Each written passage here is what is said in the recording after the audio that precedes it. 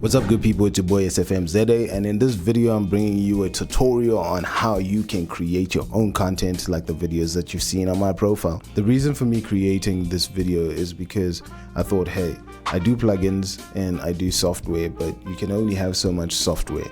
You also need to be able to release your music, and how do you do that in a way that is conducive, in a way that is simple and doesn't take too much time. So I'm just going to show you my behind the scenes essentially of how I record my videos using my cell phone and my PC at the same time. So the first piece of software that you're going to need for this is OBS Studio, and what OBS Studio allows you to do is record your screen as well as your vocals via your sound card if you have one. If you don't, it doesn't matter, but it allows you to record as you're doing the stuff that you're doing or trying to demonstrate. When you get to the website, you're going to see that it offers Windows, Mac as well as Linux.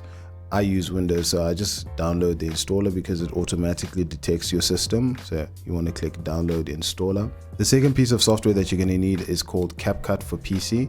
I know there's a mobile one, but you need the PC one for what we're going to do. What CapCut allows you to do is edit professional videos on your PC without bogging your PC too much with complications. It's a very straightforward software, but it packs a bang. And the last piece of software that we're going to need is Open Camera. And Open Camera is an open source software that allows you to record professional video using your native camera on your phone. It offers things like locking of your exposure and ISO, which are things that you really need in order to record professional video because it keeps the colors and the feel of the video consistent throughout the recording. Once you've installed everything, the first thing that you want to set up is your OBS Studio. And in order to do this, the first thing you want to do is go to File, click on Settings. Because I mainly use OBS Studio for recording my screen, I skip the stream part altogether. You just want to come to Video. Here it's going to ask you for your base canvas resolution. Mine is 1920 by 1080 and the output scale is also 1920 by 1080. My frame rate is 30 frames per second. If you don't know any of these settings, when you first launch OBS, it does an automatic test of all these things for you and it'll give you the best settings based on your PC. Second thing that you want to check is your output. Now the output is important because this is your video format and this is how your video is going to be presented, and this is crucial because you're going to need the correct format in order to edit your video properly. So you want to come here to where it says recording. Here at record format, mine's MPEG-4, which is what you want yours to be as well. The video encoder is X264 unless you have a graphics card, and it's going to give you an option for your graphics card there, as well as your recording path. Now this is important because you need to know where your videos are going. Mine goes to videos because that's where I've sent it. Your encoder settings, you want to change the rate control to CBR if it's not already on CBR. My bitrate is set to 10,000. Obviously this will depend on your system and what it automatically detects for you, so I wouldn't be playing with that much. In order to create your scenes like I have here, you're going to need to click this plus sign here. What a scene is essentially just a folder that keeps certain elements. For example, if I want to do screen recorder, I come to the screen recorder screen. If I want to do podcasts and tutorials, this is a different scene that has a camera in it and it displays on top of the tutorial. And this is monologue, front facing camera, and so on and so forth. So if you want to do that, you click the plus and then name your scene and click OK. I'm not going to create a new scene because it's going to change what you guys can see right now. In your scene, you want to create your sources. Sources are just what the scene is capturing. So for example, mine is doing the display capture here. I'm going to show you how to add the display capture. Click on display capture like that. You can rename it if you want to rename it, or just leave it as it is. It gives me two options because I've got two screens. For you, it might just be the one. I'll select the one that we're on. If you can see, the mouse is moving inside there. You want to click on capture cursor so that you can see the cursor as it moves, and then you want to click OK. The next thing that you want to set up is your mic and aux. So in order to do this, I prefer clicking on the three dots and then going to properties. It's going to show you here your devices for your microphone. So you just choose the microphone that's relevant to you. For me, it's the Line Steinberg C1. It's already selected. I'm not going to mess that up.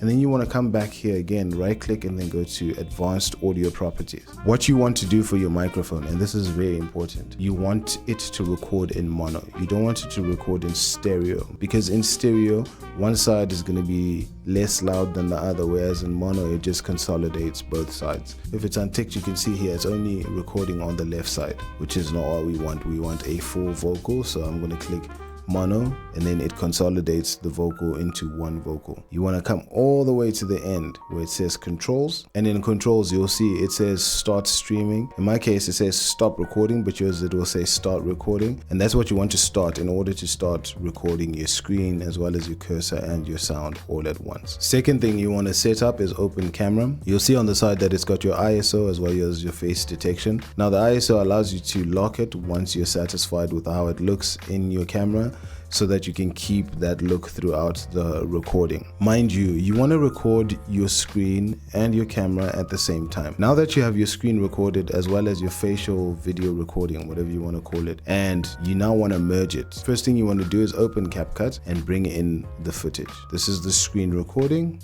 I'm going to drag that in. This is the face.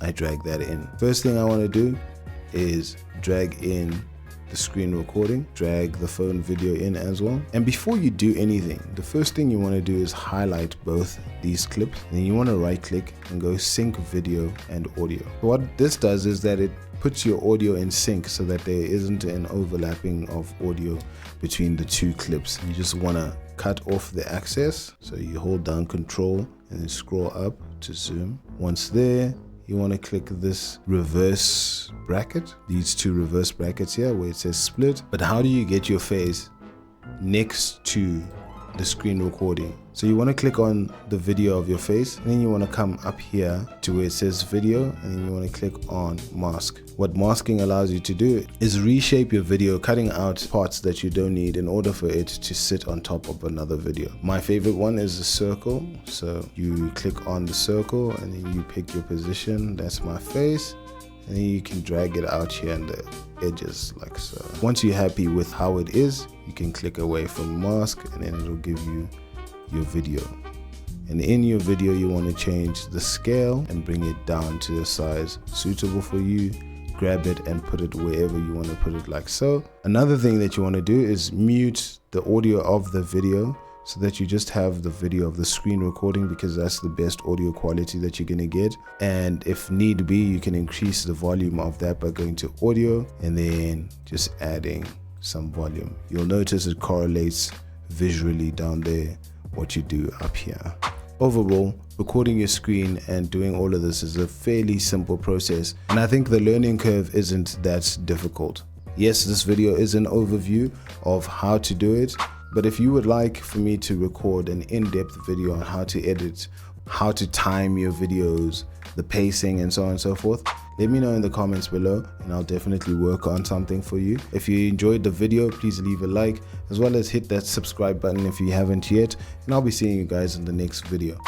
Peace.